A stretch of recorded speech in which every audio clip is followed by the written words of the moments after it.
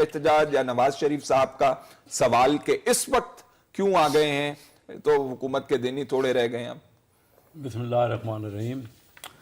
دیکھیے، بالکل میاں نواز شریف صاحب نے بات کی اور آپ نے کویسچن کیا۔ جو کچھ ہوا ہے ثانیہ ماڈل ٹاؤن میں، اس کا ایک رپورٹ تو آ چکی ہے اور پھر وہ کیس کورٹ میں ہے۔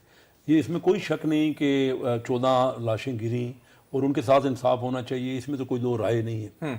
لیکن مجھے آپ یہ بتائیے کہ پاکستان میں کیا اس میں، یہ تو اپنی جگہ پہ ہے، کیا ثانیہ ماڈل ٹاؤن جو کراچی میں ہوا ہے، میں کراچی میں رہتا ہوں، میں نے وہ خود دیکھا ہے،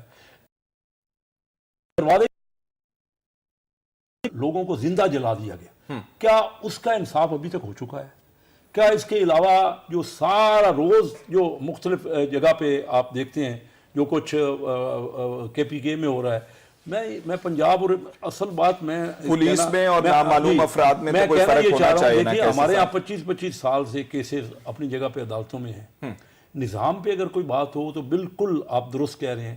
مجھے صرف یہ بتائیے کہ کوئی ایک چیز پہ پہلے یہ کیا ثانیہ ماڈل ٹاؤن آج ہوا ہے، اس سے پہلے تو پیپل پارٹی یہ کہتی ہے جی ہم جو ہے مصالحتی اسمبلیوں میں بھی پالیسی اپنائیں گے، اور جو کچھ ہو رہا ہے آج سے تو نہیں ہو رہا نا، یہ تو تھرو آؤٹ ہو رہا ہے، پچھلے 30-40 سال سے یہی معاملات ہو رہے ہیں۔ آپ شکوہ کر رہے ہیں پیپلز پارٹی سے؟ میں میں تو تمام پارٹیوں کو محب وطن سمجھتا ہوں۔